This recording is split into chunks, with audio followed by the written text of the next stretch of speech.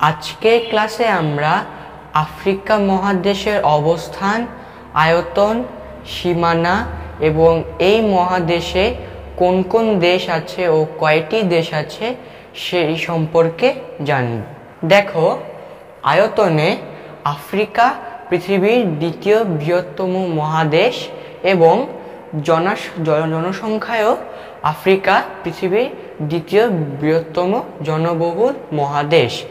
এই মহাদেশে মোট 56টি দেশ আছে। এই 56টি দেশের মধ্যে এই আলজেরিয়া হলো আফ্রিকার বৃহত্তম দেশ। এবার আমরা আফ্রিকা মহাদেশের অক্ষাংশ ও দ্রাঘিমাগত অবস্থান দেখে নিই। চলো, দেখো, এই আফ্রিকা মহাদেশের পূর্ব দিকের সীমানা নির্দেশ করছে এই রেখাটি, অর্থাৎ 51 ডিগ্রি 24 মিনিট পূর্ব দ্রাঘিমা রেখা, এবং আফ্রিকা মহাদেশের পশ্চিম সীমানা নির্দেশ করছে এই রেখাটি, অর্থাৎ 17 ডিগ্রি 33 মিনিট পশ্চিম দ্রাঘিমা রেখা। আবার আফ্রিকা মহাদেশের উত্তর দিকের সীমা নির্দেশ করছে এই রেখাটি, অর্থাৎ 37 ডিগ্রি 20 মিনিট উত্তর অক্ষরেখা। আর একইভাবে আফ্রিকা মহাদেশের দক্ষিণ দিকে সীমা নির্দেশ করছে এই রেখাটি, অর্থাৎ 34 ডিগ্রি 52 মিনিট দক্ষিণ অক্ষরেখা।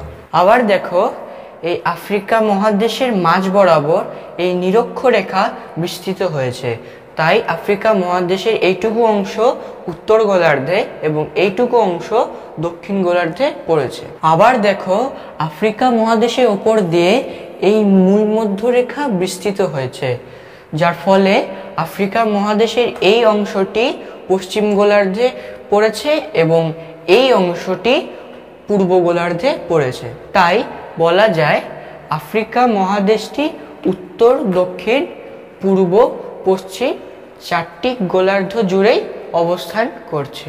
আবার দেখো, এই কর্কট ক্রান্তি রেখা এবং এই মকর ক্রান্তি রেখা আফ্রিকার উপর দিয়ে বিস্তৃত হয়েছে, অর্থাৎ 4টি প্রধান রেখাই, মানে মূলমধ্য রেখা, নিরক্ষরেখা, কর্কট ক্রান্তি রেখা এবং মকর ক্রান্তি রেখা আফ্রিকা মহাদেশের উপর দিয়ে বিস্তৃত হয়েছে। এবার আমরা দেখে নিই, চলো, আফ্রিকার 4 দিকের সীমানায় কি কি আছে। দেখো, এটা হলো ভূমধ্য সাগর, অর্থাৎ আফ্রিকার উত্তরে আছে ভূমধ্য সাগর। আর এটা হলো ভারত মহাসাগর, অর্থাৎ আফ্রিকার দক্ষিণে আছে ভারত মহাসাগর। এটা হলো লোহিত সাগর, আর এটা হলো ভারত মহাসাগর। তার মানে আফ্রিকার পূর্বে আছে লোহিত সাগর এবং ভারত মহাসাগর, আর আফ্রিকার পশ্চিমে আছে আটলান্টিক মহাসাগর। এবার আমরা দেখে নিই, চলো, প্রণালী কাকে বলে। দেখো, যে সংকীর্ণ জলভাগ দুটি সাগর মহাসাগরকে যুক্ত করে তাকে প্রণালী বলে।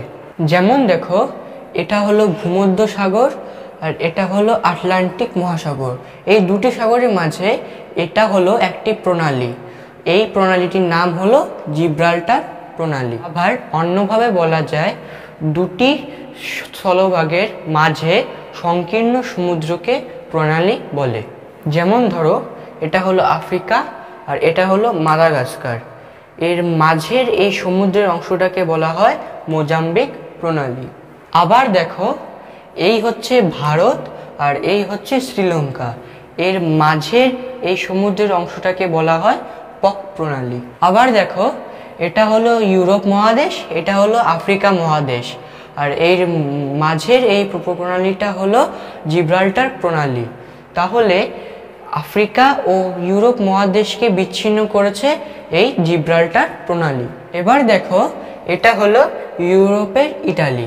আগেকার দিনে ইটালি থেকে জলপথে ভারতে আসতে হলে ভূমধ্য সাগর দিয়ে জিব্রাল্টার প্রণালী হয়ে আটলান্টিক মহাসাগর হয়ে ভারত মহাসাগর হয়ে ভারতে আসতে হতো। কিন্তু এখন আর ইটালি থেকে ভারতে আসতে হলে এত দূরত্ব অতিক্রম করতে হয় না, কারণ এটা হলো ভূমধ্য সাগর আর এটা হলো লোহিত সাগর। এর মাঝের স্থলভাগ হলো মাত্র 86 কিলোমিটার। এই স্থলভাগটিকে কেটে একটি খাল তৈরি করা হয়েছে। এই খালটির নাম সুয়েজ খাল। ফলে এবার ইটালি থেকে ভূমধ্যসাগর হয়ে সুয়েজ খাল হয়ে লোহিত সাগর হয়ে ভারতে আসা যায়। এবার দেখো, এটা হলো এশিয়া মহাদেশ আর এটা হলো আফ্রিকা মহাদেশ। এই দুটি মহাদেশের মাঝখানে আছে সুয়েজ খাল আর লোহিত সাগর। অর্থাৎ যদি প্রশ্ন হয় এশিয়া ও আফ্রিকা মহাদেশের মাঝে কি অবস্থান করছে, তো উত্তর হবে সুয়েজ খাল আর লোহিত সাগর।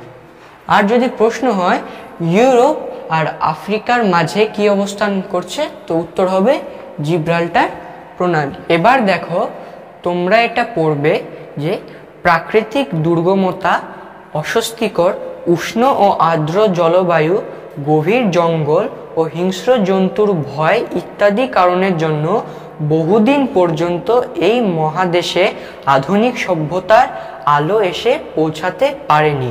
এই জন্য এই মহাদেশকে অন্ধকারাচ্ছন্ন মহাদেশ বলা হতো। আজ আমি এখানেই শেষ করছি। আমার ক্লাস তোমাদের কেমন লাগলো তা জানাবে।